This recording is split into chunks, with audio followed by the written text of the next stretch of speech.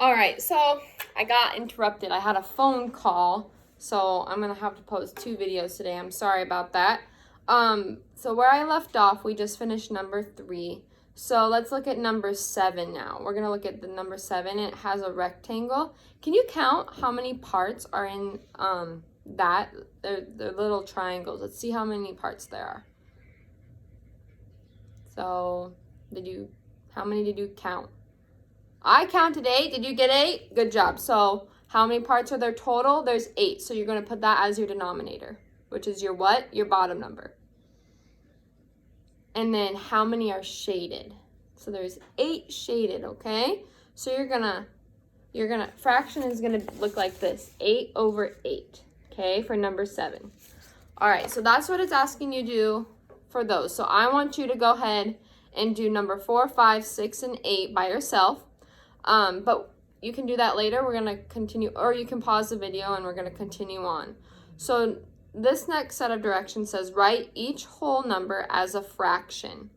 So remember, whole number, what is it? We have to look back to this part right here, this page right here. You see how it's over 1? So this part, what would our denominator be if we're writing this whole number as a fraction? Our denominator is going to be 1. So let's look at number 9. So we know our denominator is going to be 1. What is our whole number? Our whole number is 4 in this problem. So our fraction is going to look like 4 over 1. So when it asks you to write the whole number as a fraction, you're writing it over 1. Okay? So let's try maybe 2 more together. Let's do 11. So we're writing our number 6 as a whole, right? Or each whole number as a fraction. So 6 is our number. So what is our fraction going to be? We know that our denominator is 1, and 6 is our top number, which is our numerator. Okay, so it's gonna be 6 over 1. And then let's do number 13. We'll do our odd numbers in this section. Number 13, number 8. Okay, or 13. The number is 8. So what is our denominator going to be? You guessed it, 1. And what's our numerator going to be? 8. So your fraction is going to look like 8 over 1. Okay? All right, our next set of directions. Find the missing numerators and denominators. Then circle the model that is not a fraction for one whole. Okay? So,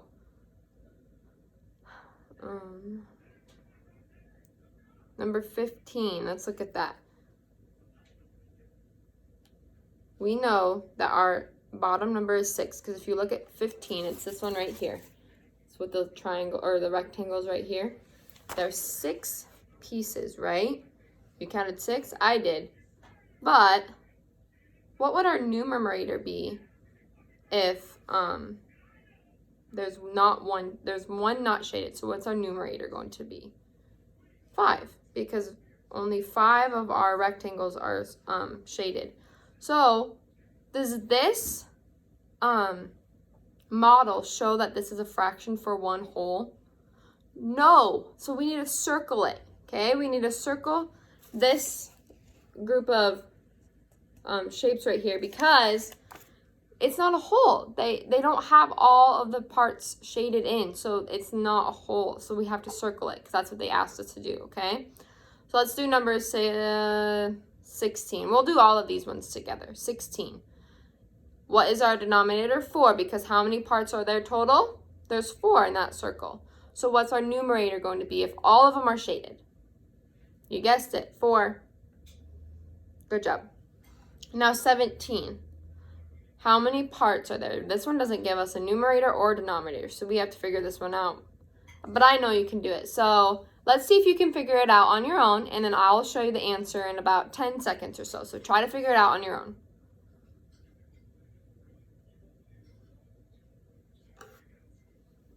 You guys ready? If not, you can pause it and push play when you're ready. I got 3 over 3. Did you get 3 over 3? Mr. Jake's making noise in the background.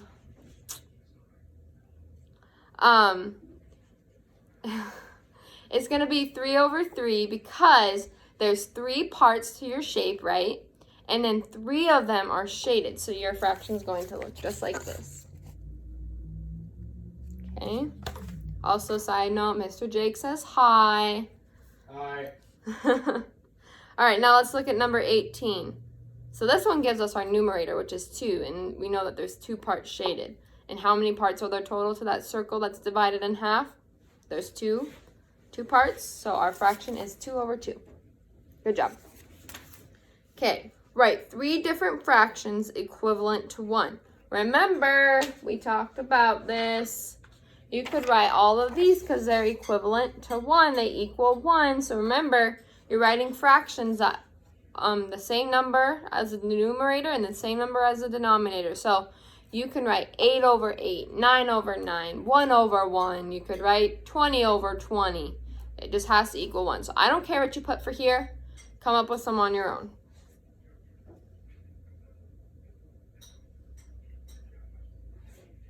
I wrote 3 over 3, 10 over 10, and 8 over 8. But you could have different answers than me. Okay? So now we'll do a couple problems on our problem solving section. Okay? So let's look at number 20. Tim has 7 magazines. He gave all of them to Mike. Write a fraction that represents the part of the magazines Tim gave to Mike. Then write the fraction as a whole number. So, Tim has 7 magazines.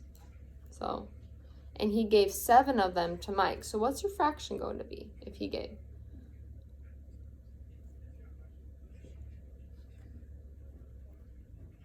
So if you think about this, I'll give you a second to think. Tim is one person, and he has 7 magazines, right? And he gave all of them to one person, which is Mike. So, what some of you might have wrote in 7 over 7, because like, well, he has 7 magazines, and he gave 7 to, to Mike. So, but that's wrong, because if you think about it, Tim gave all 7 magazines to one person who is Mike. So that's going to be 7 over 1. Because then how many magazines did Mike end up with? 7. So that's your whole number. So 7 over 1 equals 7 is your answer for that problem. Okay? You can kind of relate this back to multiplication if you think about it.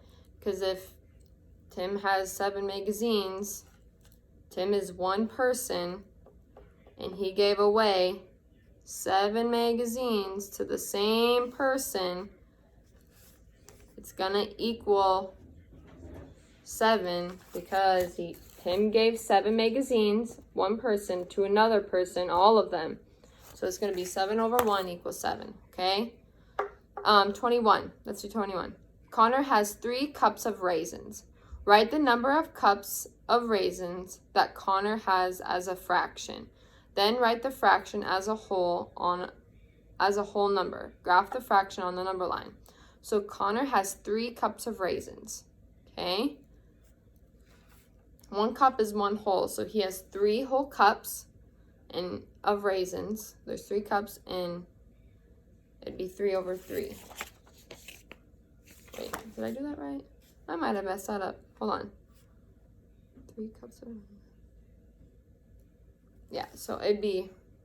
I messed up. It'd be 3 over 1 because he has 3 cups of raisins over 1 whole. Okay, so what would our fraction be?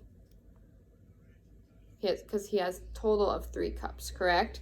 So our fraction would look like this, and then you would put it on a number line because he has 3 whole cups. Okay? If it was... It'd be different if it was worded different. I'm sorry, I made a mistake, but I caught myself quickly. Okay? Number 22. Carla took 2 photographs at a zoo. 2 of the photographs were of giraffes. Write a fraction that represents the part of the photographs that were giraffes. Okay? Then write the fraction as a whole number. So Carla took 2 photographs at the zoo. So how many photographs did she take the whole time? 2. 2 of the photographs were of giraffes. So if you think about that, altogether she took 2. So that will be your denominator, okay? And then 2 of the photographs were of giraffes. Okay, so that will be 2 over 2.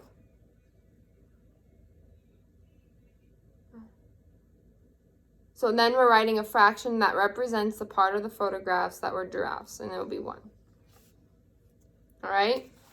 So now you should be free to go to work on your homework. Again, if you have any questions, you can always feel free to call me or FaceTime me or have your parents message me, okay? I hope this helped, and I'm sorry I made a few mistakes in there, but I caught myself. Again, if you need any help with anything, you can call me. There's videos on YouTube you can watch. There's so many resources out there for you to use. So just remember that, okay? I miss you all so much, and I hope you have a great Wednesday. Bye.